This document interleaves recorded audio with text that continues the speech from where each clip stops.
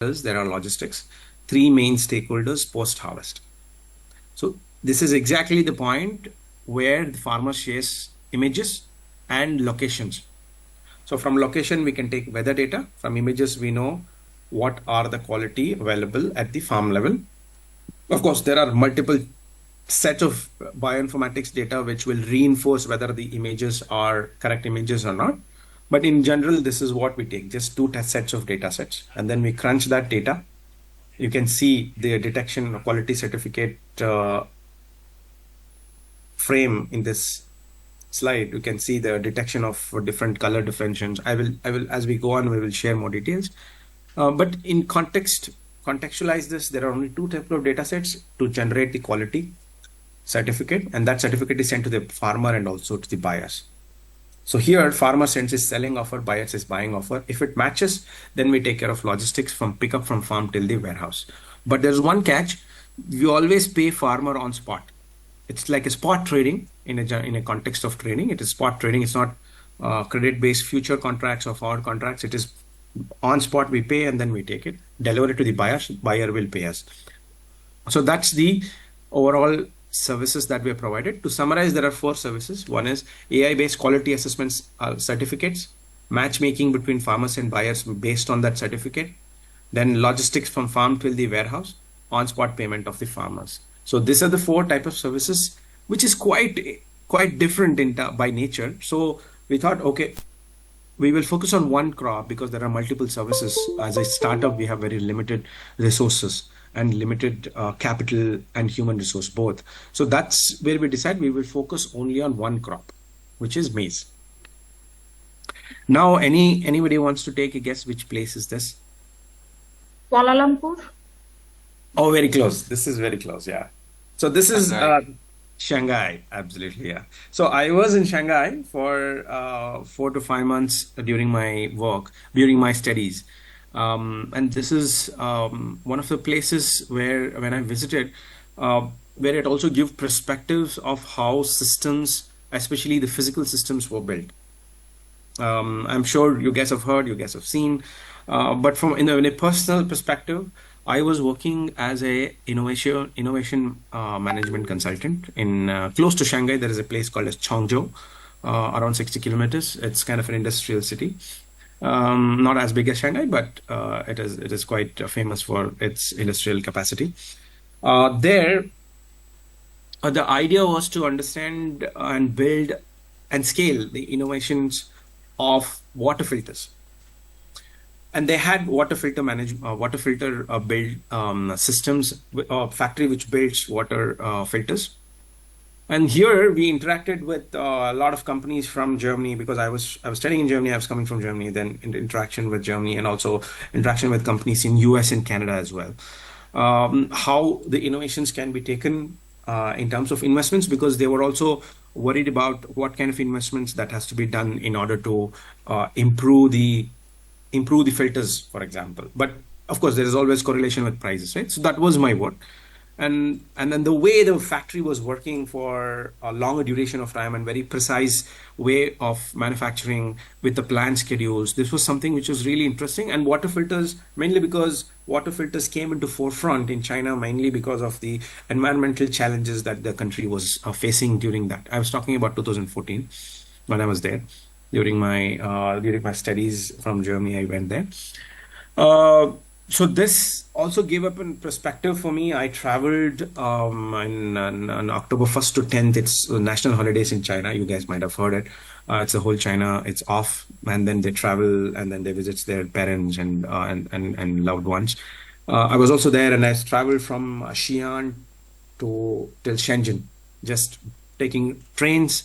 It's a solo trip kind of thing till I reached. I had some friends, and then I traveled along, and then I came to Wuhan to back to Shenzhen to Hong Kong, and then returned back to Shanghai. So this was the plan, and then it was very interesting way of seeing things, how commonalities that we have around the world, which is built around a small family and then a small group of friends. And eventually see one of the biggest libraries that was built in Shenzhen, for example, and the architectural marvels of it. So it was very very humbling experience and also very surprising experience how the problems were tackled and how problems eventually was created because of reasons, and then how it was tackled in terms of environment and agriculture. So this was also a pivotal point where for the choosing of corn, because China is also one of the biggest corn producer among the other Asian countries. So this gave us a perspective about what could be the challenges that we could face. Now, when I go back to my friends and also the colleagues who I worked with, so we give a lot of heads up towards going into that market, like we're doing in Nepal, for example. My colleague, my co-founder, is also from Nepal. He's the CIO of the company, and he has a PhD in climate science as well. I think he is on the call as well. I'm not able to see. I'm just seeing my screen and presenting. If he's there, he will also value add his experience working in Nepal. Now, after this, maize, it's very very natural for us to choose maize, because maize or corn, it is grown in highest number in the state where I come from, in Karnataka, and where I wanted to stay with my parents after I studied or start a company which is close to my parents' place. So that's exactly why one personal reason, and the second reason is maize is a commercial commodity. It has a quality parameter which is very fixed, which can be used with different technologies like AI. So now, after we started out, the farmers who have worked with us got 10 to 12% more better price, more income than the earlier ones. So far we have covered around 40,000 farmers in mostly south part of India, and the other two places are in Gujarat and Punjab. We are active. South, I mean Karnataka, Telangana, Tamil Nadu, and Andhra Pradesh. So these are all some states in India. I'm setting the perspective of having challenges of all the states speak different languages. Most of them speak different languages. 80% of Indian states. So which means that as we go out, the talking to farmers were also quite challenging because their languages are different. So we have to work on their languages and cultural practices, which means whenever there is a disease, what I mean by cultural practices, whenever there is a disease, the way they sort that disease challenge in their farm is also quite cultural.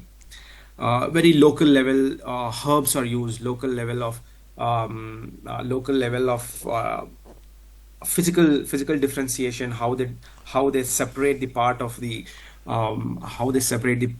farm, and sometimes they burn it, sometimes they take it and then put it in and dig the land and then put inside. So there are many different cultural practices that we also have to understand, because we cannot advise them, because they know better. Farmers know better, they have more experience, they have more data sets, but just not the objective way of seeing it was slightly lacking. Mostly it was subjective way of how they learned from previous years, from their ancestors. That was the primary data sets, which we don't have, of course. Only the local people know what are the different types of vegetations that has grown there. So these were some challenges that we felt when we actually came out. When we went with a solution to the market, the advantage that we brought in was we were reducing the post-harvest losses from 22% to 5%. So in farm level, at logistic level, and at warehouse level. So that's when we brought in more collaborations once we came online, including University of Agricultural Sciences that I mentioned in Bangalore, and manage Hyderabad, and universities, some of the universities in Europe, which I studied as well. So some of the advantages that we also built in is that we chose one crop. There are many quality assessment companies working really well. We are very much happy that they're working. So only challenge that we felt was it was slightly expensive technology was used, which was spectrometry. Which is eventually used around the world in Australia, Canada, and US, and all the countries where farmers have more than 5,000 acres are also using this similar type of quality assessments. So the challenge in Asia, what we felt was the farmers have only 2 to 3 acres on average, or 2 hectares maximum. That's the average area that their farmers have. So why don't we generate value at the farm level by bringing the quality assessment to farmers? This is one of the idea what we worked on. So in order to include that at the farm level, obviously the willingness to pay from the farmers quite low. if they have only 3 acres or 2 hectares, there's not much that they can spend on these kind of services, right? So we wanted to make it inexpensive, so we made it data-driven solution. So that's where this inexpensive way of building this AI solutions helped, and then implementation was also easier because farmers accepted it because the costs were less. And the other advantage was we can also generate bioinformatics data and the genomics data, which could be used for calculating the shelf life of the corn or the maize that has been used. So that's where we started out. And whenever we go at the farm level, this is one of the interactions that that's having probably the 10 days of maize plant. That is what you can see with the farms. And in terms of capacity building with the technology was, for us initially it was difficult. And in order to go just as a company, it was always difficult to win the trust of farmers because it's a large community of people who are involved in it, right? So what we did, we went, because we had connection and incubated at University of Agricultural Sciences, Bangalore. So we went to the KVKs, Krishi Vignana Kendras, which comes under, it is a government entity which comes normally close to universities or each of the districts and sub-districts in India. So we went to through university, we went to this Krishi Vignana Kendra, which is KVK, which in loosely translating, Krishi is agriculture, Vignan is science, Kendra is center, which is agriculture science center. So this is, it's loosely translated in that manner. If somebody wants to correct, you can correct me. So then these KVKs opened up the connections to the FPOs, farmer producer organization / farmers. FPOs are a concept which take more than 10 farmers till 1,000 farmers together in one group, and they float it as a company. And government of India has given them lesser taxation, so that they can survive in a longer term. And it is also incentivized by salaries as well by government of India. So this active FPOs, farmer producer organizations, they picked up these solutions and then they start implementing through their farmers. So this was one of the pivotal point as well for us, where the farmer community by themselves, where it is FPOs are normally led by agriculture graduates or who are graduates from different universities, like CEOs of that FPOs or directors of the FPOs are very active and they have exposed to technologies. So that's when these ideas of using this AI solutions was started out, and it was very thankful, God willing, it happened for us at the right time, because first 2 years it was very tough for us to actually go to farmers directly and do it. Yeah, so overall the farmers, it's free of cost because farmers have very less willingness to pay. This is why we did. And each transaction that we go through, we take fee on the transaction from the buyer. So this is the business model that we work on. It's very easiest way to generate that kind of revenue. In terms of having integration of AI into the system is quite difficult because agriculture systems have been built in a long time, right? And in order to replace it, it's always challenge. So what we did, we got involved in the system which is already existing and then started showing them how this is how the solution is going to reduce your losses or increase your profits. So 2 ways, or reach the regulatory limits that government has set. So mainly or loosely, we can only say there are 3 types of business model that we can build here. One is reducing the losses, increasing the profit, or monitoring the regulatory requirements of the governments. Otherwise they have to pay penalties, right? So that's the way we started also proposing it. And here again, universities, Indian Council of Agriculture Research, Telangana Agriculture Universities, and University of Agriculture Bangalore, which I mentioned earlier, Indian Institute of Sciences, they all collaborated in one or the other points during our journey, which helped us a lot to give. One is validation from the institutes, and also coming from, sometimes they also fund us, but it's not a big amount, but mostly a validation kind of amounts that they put in, and which we are very thankful as well, which brought in more recommendations to go and reach out to the banks, which are banks like NABARD. NABARD is like World Bank in India, which works in developmental sector, agriculture and rural development. Those people also came on board after the institutes like this came. So they because they also fund FPOs, they started suggesting our solutions to them. Say, why don't you try it? So the FPOs are farmer producer organizations who implement this AI solutions at farm level. So those people use these recommendations and then start using AI. This is the catalyst that we came across many a point of time. And Microsoft and Accenture through Project Amplify also gave us a lot of GPU spaces, graphical processing units for AI, which we use at farm level. It takes longer cycles of your revenue generation because it's seasonal. Only in 1 or 2 seasons maize is grown, revenue can be generated. For us, only 1 or 2 seasons, 1 or 2, let's say 3 quarters, not 4 quarters, which means that we need some kind of support which slightly understand the seasonality, which slightly understand the variations of revenue generation that an agri company can go through. So Microsoft and Accenture came up with that. They came up with a specific type of program where they can help us. So that's how we started out. And then when we started out in Karnataka, we went to the other states, primarily in Telangana. We went to Telangana, and then we went to Tamil Nadu now, and Gujarat and Punjab is where we are working. And we started collaboration with University of Agriculture Sciences, University of Bayerno in Nigeria. And we also have a collaboration with Canada in McGill University as well. So 1 second, please. So in Nigeria, we are starting a pilot this February. And in Canada, we are doing a pilot project starting in a couple of months. In the next season, actually. The harvest, which happens in April, we are testing our solutions there. And that is through McGill and University of Saskatchewan. So this is me. Again, my introduction was already done. And my colleague, Dr. Shakil Regmi, he is CIO, and then he's has his PhD in climate science. And Dr. Gracie Pali, she's our official mentor from University of Agriculture Sciences. She has helped us in working on how to build an econometrics model which can efficiently use it for the maize. Dr. Rob is official mentor from Indian Institute of Sciences. He has helped us. He has experience in seed industry, and this experience of seed industry, which has very stringent quality parameters assessment, which has brought into the commercial maize, commercial corn as well.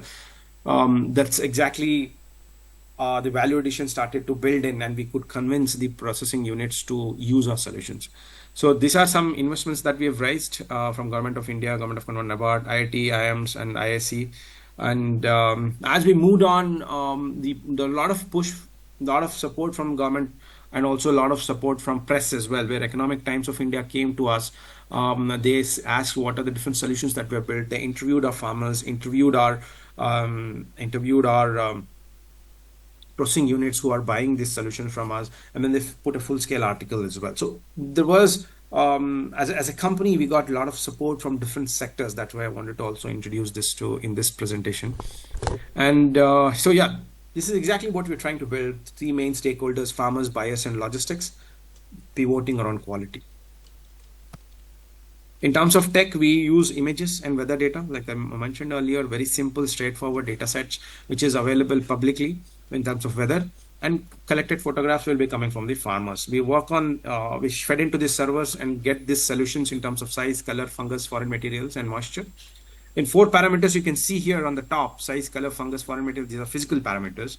So we have used the image processing algorithms. Moisture is an internal parameter. So we use this. This is the image of one of the states in India called Karnataka. We basically take weather data to have the correlation for the loss of moisture at farm level. So there is a remote way of calculating the moisture using the deep learning algorithms based on weather data. So this is again map of this is the data that we take from the market. There are protected markets called APMC market in India, which is semi-government kind of setups. We take data from them also, which is open data, to understand what is the quantity and quality of the farmers outside our network of farmers. So these are the systems that we have built to help the the everyday transactions, everyday operations that we do. We've applied patents in India, granted patents in India and Europe, because we started in Europe, in Germany, so we had to put it there. And we have a couple of more patents applied. We have trademarked our own our logo, which you can see on the right hand side above. And yeah, thank you. This was my quick presentation. And if you have any question, anything that we would like to hear, any questions also. Thank you. Thank you so much, Mr. Sachin Hegdekudi. I hope I have spelled your name correctly. It is Hegdekudi, yes, right? Okay. It's Hegdekudi, but it's quite okay. It's quite close. Okay. Thank you so much for its very concise and wonderful presentation. And now, on behalf of CEDAW, I'm opening the floor for the discussion or any questions or any suggestion. Please, you can directly ask to speaker.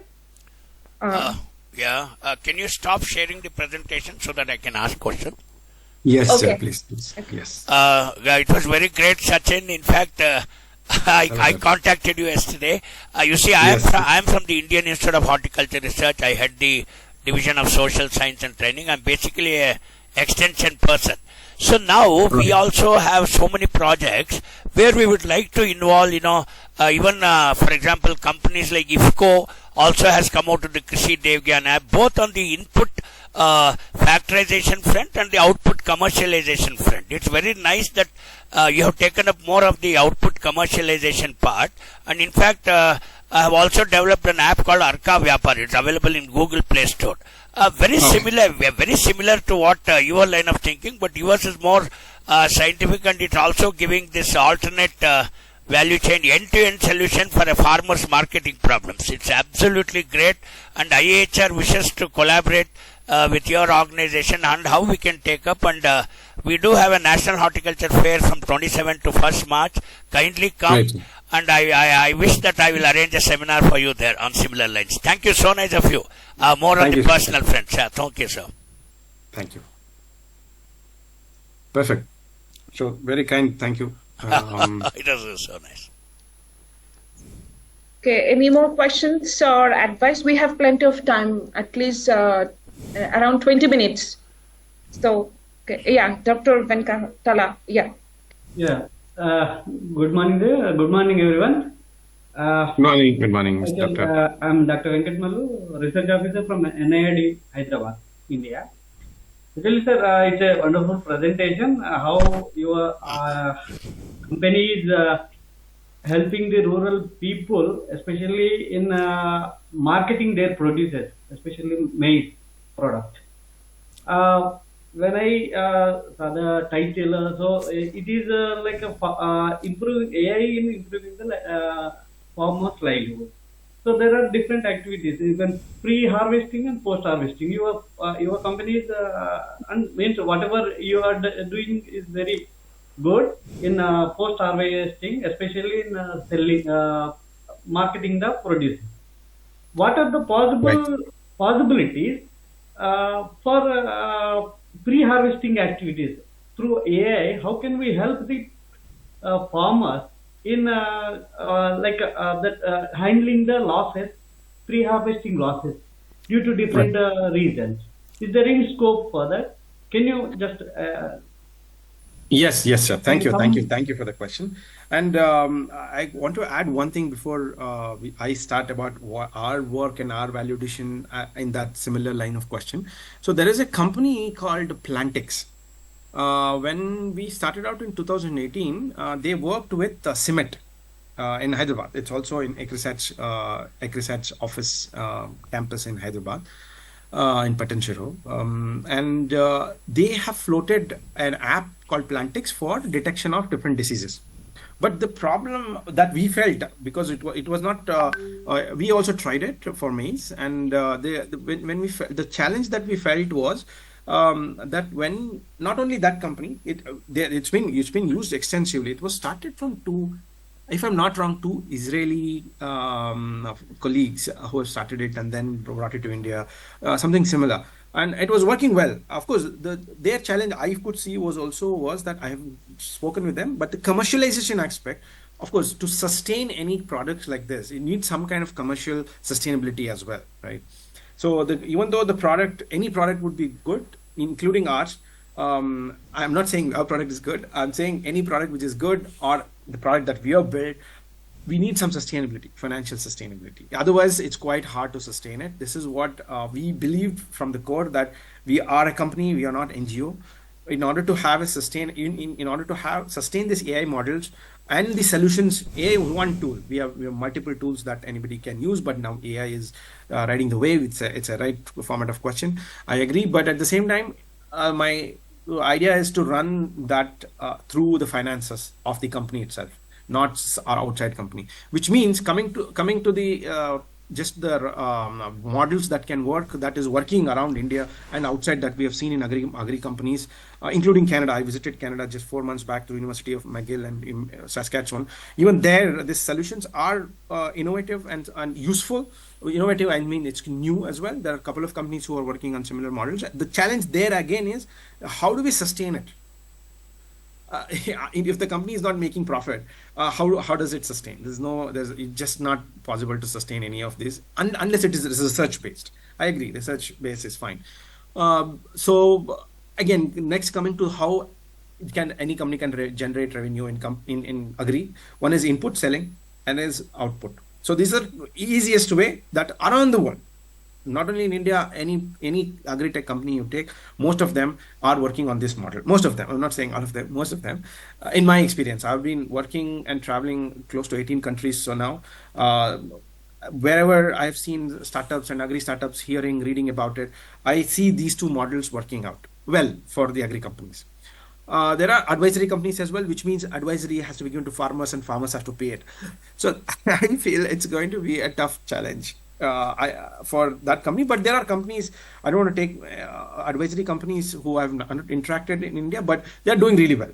Yes, sir. Yes, sir. In that case, sir, when the companies think about the profit, sustainability of their company, so it's just an idea. I am not that much saying, but since there are so many SPOs, all these are there, and maybe since you are expertise in the marketing strategies, pre-harvesting strategies also you can see for you can collaborate with FPOs for pre-harvesting losses, all these things. So that livelihoods. Agreed, sir. Agreed. That we can. We are thinking on that lines, of course.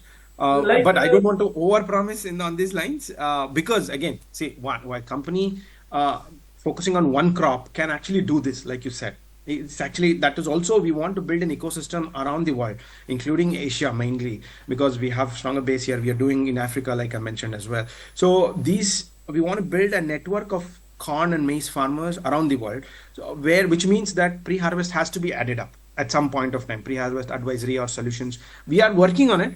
But it's not in the market yet, so I don't want to overpromise on anything. But we will definitely take the point taken, sir. Thank you. Thank you. Yeah, Sachin, there was one question. I'm sorry, I'm repeating again. You see, recently we had that agri minister from Jharkhand, that Madam Sneha Tirki was here. So she has given the task to develop FPOs and CBBOs, cluster-based business organizations, in and around Jharkhand for whatever product. So in case we use your app or whatever it is, what is the scope of customization for every individual CBBO or something? They would like to take your generic app and then we can customize it for each and every one, so that this livelihoods and supply chain, value chain is going to be effective. How much we can customize? This, I think I have to talk to my teammates once. Of course, we can see, sir, you also know agriculture. I believe agriculture ministry should have at least 50 ministries. Just for maize, one ministry, rice, one ministry, because the market is so big. Yeah. When I hear about people saying that agriculture is one, horticulture is one, I'm humbly saying it. I'm not an agri graduate. I have only researched on climate. I'm humbly saying this. I think agriculture has to be subdivided into at least 10 more cereals or just maize, right? Because the market is so big. everybody has to eat, right? Everybody has to consume a lot of in different ways we consume agriculture commodities. Which why I'm saying this is, in order to change the crop, in order to customize the business model, we have taken a lot of time. This is a reality for us. We've taken a lot of time to work on the model to make it sustainable. And if you suddenly want to customize it, I really need to talk to the experts as well. I'm not only expert. That's the challenge. Yeah, But we can talk, sir. We can talk it separately. yeah, sure, and sure, then we'll sure. go to speak. Yeah, thank Okay, you. we have a line of other questions. So first hand which raised by Mr. Siddharth, and after Mr. Siddharth, Dr. Ravi Babu and Ajay Varia will take your questions too, sir. So Mr. Thank you. Siddharth, okay. Yeah. Hello, Mr. Sachin, and nice to see Hello, such a Mr. good Siddharth. presentation delivered by you. I am from Arya.ag. I hope you know Arya Collaterals and Yes, to yes, work on absolutely. various similar lines on this. And good to know that on the AI front, especially on the crop produce that has come up. Since you Siddharth, have, your I have video is not on. Siddharth, your video. no worries, sir. Okay. So just wanted to know that are you only working on maize, or there are some other crops that you have observed No, on the sir, no, quality not assessment? yet, not yet. We are working only on maize. For us, it's also a business decision because maize is one of the biggest crop in India, and our strength was also because we're coming from outside. Our network and the connections were also outside was far better. We were working on our strengths. Focusing on maize was also a strategic decision because I was from Karnataka. Karnataka is one of the largest producers, and then it is commercial crop which can be easily used for AI applications or any kind of IT applications, IT systems. And then that's why we could easily, not easily, that's why the idea of using our network, we could go in Africa and American continent is what we were thinking from the earlier. So we're just following that line instead of going to many crops. In market itself, 66,000 crore in India, and overall close to $280 billion US dollar market is there for maize. But we are open to do it for millets because these are the close cousins. Sorghum, it is very close cousin for maize. Ragi. So these things can be implemented far easier, considering the complexities that we have gone through in the maize. We believe that this could be more an easiest option. And the fourth option that we have is soya, because our paying customer, which are poultry industries and poultry industries and starch industry, they also need soya as a supplement sometimes, especially poultry, animal feed, which means that if you provide more protein-based maize to them, they can reduce the soya buying as well because there's higher cost of soya. So these are the flexibilities that we see very practically, and we really are committed to build at least one system for one crop which is successful. Maybe depending on our investors, we would like to make it open source or something so that everybody can use it. That's the idea. And this systems has to be sustainable again, right? So if we work on different crops, it will be hard for our young companies. I believe, and we also believe in work-life balance coming from Germany, which means that we don't want to work all the time and work on very diligently on every crop and solve every problem on the earth. Just do what limited amount of time that we have on this planet and then work something which is sustainable and make it work. That's the plan. Yeah. So that's a long answer. Sorry. Yeah. Like your solution, you take photograph from the app, right? Correct. And then it is, for example, there are certain black funguses which are not so obvious on the physical side of it. Correct. So what happens if there are traces of it and it increases the toxicity even for poultry? So Correct, will it be we are- catchable through your solutions? What we are doing for that is there are data that we collect from agronomist and pathologist. Okay. So here, the idea here is, there is always, let's say, for example, if the temperature is very high, we will not wear woolen sweaters, right? So the plants and seeds have similar way of reacting to the environment. So which is, we collect that data, which means what is the reaction of maize plant between 30 to 35 degree and humidity of 60%. So these data sets are correlated back and see what might be the disease at the pre-harvest level, which will eventually taken to the post-harvest shelf life calculation as well. So that's why we feel that it's very multidisciplinary. If a company is focus on one or two crop with this kind of approach, we could solve problems together as well. Yeah, I mean by generating data sets in government, non-government both. Yeah. Okay. Thank you. Thank you very much. Thanks, sir. Thanks. Thank you. Next, Dr. Ravi Babu, sir, would you like to ask questions? Yeah. Thank you. Good morning, Dr. Good morning, Doctor. Sachin. It is a really, a good thought process. Yeah. I'm Dr. Ravi Babu. I'm heading the Center for Information and Communication Technology in NIT Hyderabad. In fact, it's a really good model. Do you have any option like where the farmer can choose the direct buyer option you are given in this, any chance? Yes, sir. We have given options for the buyers to directly negotiate with farmers, so they don't have to come to us. If the based on that, if there is a match make between among themselves, we will send the truck. Okay. So because the NID also a lot of look and corner reach out institutions. We have a huge network of institutions. And definitely, I'm looking forward to you, your project, and we will help you as well as I'm also more specialized in the image processing and Geo AI by academy. So we also started recently Center for Excellency in Artificial Intelligence. Just start now. We look forward to your contribution also. Thank you. Thank you.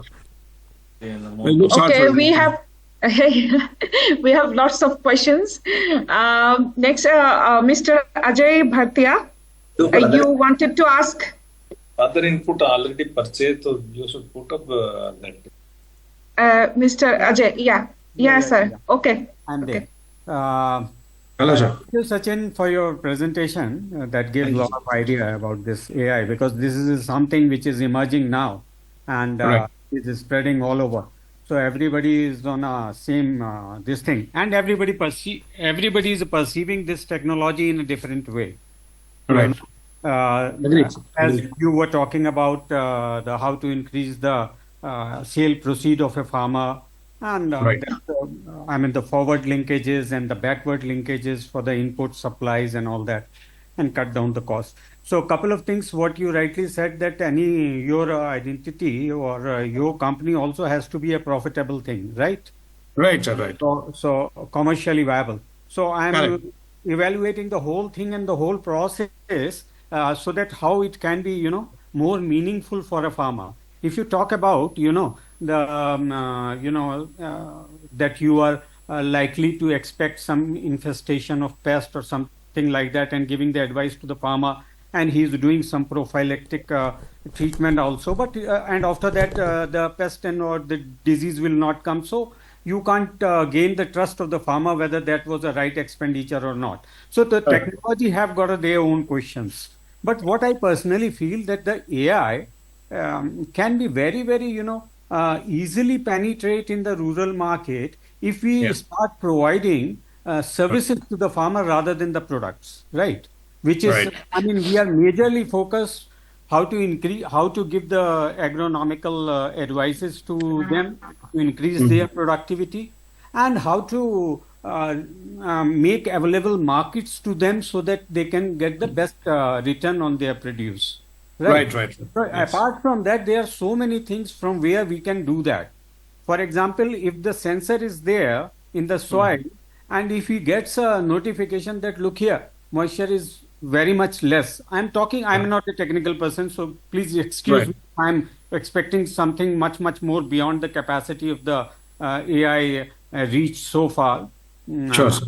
So if we can get the reminder that, look here, you have to irrigate your field or something like that. And the most, one service if we can provide in the rural India, because I'm connected with the rural India from last 4 decades or more. I was associated with the dairy industry and aquaculture and mainly agriculture. And I introduced so many new products in India also. So, one service, because the marketing, as a marketing guy, I'm also a marketing guy, not an agri graduate. So, I enjoyed the study of my zoology, botany and chemistry in my agriculture Right. knowledge. Right. Right. So we, in this context, sir, what we are doing is that we tried out different models. One more line and then I will finish. If we provide, because the marketing thing is, make your consumer lazy. First of all, the TV and then button and then you remote and now Alexa is there, not even able to press the button. So make your consumer lazy. Now the biggest problem is the new technology drone is also emerging, right? Right. Just So yeah. So if we can integrate this drone technology with our application app, which is there in the farmer, if he want to spray anything, then he will get the schedule that on such and such day, such and such time, the person will come and Right. will So spray. these solutions are, it's very appropriate what you said, and there are a couple of companies who are doing it. And again, coming to the same principle that some crops which are more profitable, they are using it, like pomegranate in Maharashtra. So some of the FPOs are doing it, and it is helping them, like grapes as well. But for cereals, the margins are quite low, right? So there is apprehension from the farmer side and FPO side as well, that how do we use this and also how do we implement it profitably. I think the companies are working. So point taken. Sachin, let me tell you one thing. This is a very commercially viable option. That's why I'm telling you. Because right now they are, struggling not for the spray to get the labor. They don't get the labor. So immediately they will pay the labor charges, which will be lesser in case of the drone. So it will be a win-win situation. Agreed. For the You're absolutely right. viability There of are a couple of companies who are really doing well. I agree. Yeah. Yeah. So I mean, if they are employing one labor and if it can be done in 1 hour, so it is a win-win situation for the company providing the services. So basically, the supply chain thing has to be streamlined for all the activities and provide to the farmer. Perfect. You're right. The people are doing it and very profitably trying to do. And Indian drone policies have also been implemented. And I think it's going well, at least in the context of fruits. That I agree. Yep. Thanks, sir. Thanks. Okay, we will take 2 more questions because we are very end of our webinar. We will take 2 more questions. First, Dr. Kumaravel, then Mr. Ranjit. Dr. Kumaravel. Oh, okay. Yes, good morning, Sachin. So, good morning, sir. Good morning. The presentation was really apt for the correct context, and I am a veterinarian, specialized in veterinary extension, so dealing with a lot of livestock farmers. And the topic suggested the maize is a major crop which is involved in the poultry and nearly 40 to 50% is being utilized. And I want to know through your app or through your company, how you have the collaboration linkage with feed companies, or poultry feed companies or cattle feed companies and other poultry stakeholders. What is your relation? And right. This volume of transaction, how much volume of meat to transact? These are the 2 questions. Right. See, the first question is that, like I tried to explain earlier as well, so we were part of the traditional procurement systems, which means that we were trying to procure from the farmer and then supply to the buyer, and then show them this is the shelf life and this is the calculation of this is the quality and this is the shelf life that we assure you, and then you can use it. So they initially said, no, it's fine, you give us a better price, then it's fine. We can even take all these certificates we are taking, because it's right now it's free of cost, and then you give us for best price, that's all. And then as the time moved, now we are the procurers, like processing units who buy from us. So they are asking to integrate this solution in form of APIs. APIs in the sense we have built a IT system which will have an output in terms of quality certificate parameters, like moisture 14%, for example. For 14% moisture is an output, one of the outputs from the systems. So that we will integrate into the system of the IT system of the procurement centers itself. So there, whenever the procurement happens, they will also do quality assessment through our mobile phones, and the results will come directly to them.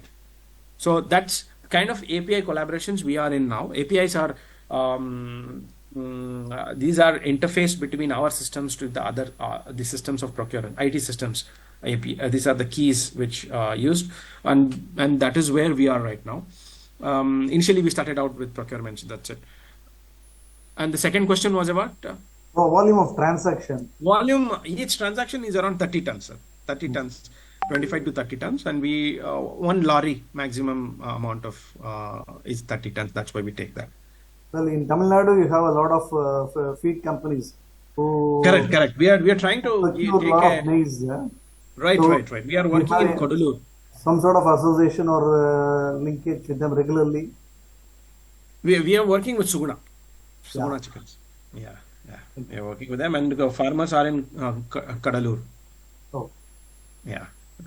Thank you, sir. Thank you. We'll catch up. If there is any other questions, we will take the last question from Mr. Ranjit. Yes, ma'am, please. Earlier, you wanted to ask a questions. I think he's Mr. Ranjit. Are you there? Could you open your audio? I think he. Yeah, okay. Okay. So at least I think he missed out from our webinar. Okay, thank you. Thank you so much for joining us in this webinar. But before ending this webinar, on behalf of CDAP, I would like to make some mention to our speakers and also to the audience. Like first, according to this webinar, when we receive this AI application in rural development from our honorable speaker, as CDAP is a platform for 15 Asian member countries. So we always think like after the webinar, what could be the replicability of any innovations of any, the good practices. So, sir, like I know you are a very new startup. You don't have the answer right now, but in future you may think like what other countries, like we have our technical committee member from Myanmar. Right. He joined today. So from Iran also some person is joined today. So what kind of replication can you do in other member country like Myanmar or Iran? Because we have similar crops, rice, maize, but some are different, but terrain is different, soil is different. So there is much more angle. And also the biggest challenge is right now is climate change. So for the climate change reason, the farmer, sometimes what should be the time for production of rice or maize delayed is something like that. So in future, it can be added in your future research or through transformation of this AI. Because it's absolutely point taken. So we are already scaling to other countries which we have networks in, and we are absolutely happy to work with other countries other than the countries that we are working in right now. Like for example, Myanmar is one of the very good place to grow maize, and they are growing maize in larger quantity in this region. Myanmar, Vietnam, those places is very, very good for maize. And in very open data set, India as a country right now, there is a deficit of maize as well in production, which means that there's a huge opportunity for countries which is nearby, which the transportation cost is lesser, like Iran, for example, is also great. We have a very good sea line as well. In that context, I think we are very happy to collaborate with them. If there is any suggestions in terms of collaborations, I will drop my email address in the chat box. Please let me know. I'd be happy. My colleague is also here. I will put his email address. Dr. Shakil Rigmi is also on the call. We are trying to do that in Nepal because Nepal has same easier route systems with India and other countries, for Bangladesh as well, for example. In that route, we can have a very good collaboration, and trade can bring in a lot of changes among the borders, which what we have seen. So we are very happy. We're trying to do the same thing. Yeah. So before I have a couple of announcements. So may I request our technical committee member, Dr. Anusak from Myanmar. Sir, would you like to say a few things because you joined here? Just a few words. We are Dr. Anusak. Okay, he is our honorable technical committee member from Myanmar. Thanks, Dr. Anusak. Thank you. Hi, hello everyone. It's very great, precious. Do you hear me? Yes, sir. We can hear you. Thank you, Doctor. This is a great opportunity that I learned from honorable speaker, and just want to thank Laos, Vietnam, and India. I think we have a lot of similar things like crops. But sorry, maybe my voice is not clear because I am in another meeting room. Sorry, but thank you for your informations. And just I want to say, just keep in touch, and you get your PowerPoint again. Yes, right. And yes, just thank you and keep in touch. Thank you. Thank you. Okay. Thank you, sir, from the technical committee member from Lao PDR and also from Myanmar also. Thank you. So, so this is the end of our today's webinar. So we will have another webinar in next month on March 10th. It will be on International Women's Day. We are humbly requesting all of you join with us again for celebration of women. So, and also we have a couple of things we are working on right now. The publications on disaster management and climate change, publications of rural innovations. So if you have any good practices or new innovations, and if you can make 10 to 12 pages of articles, you can send us in my email address. Because our Honorable Director General,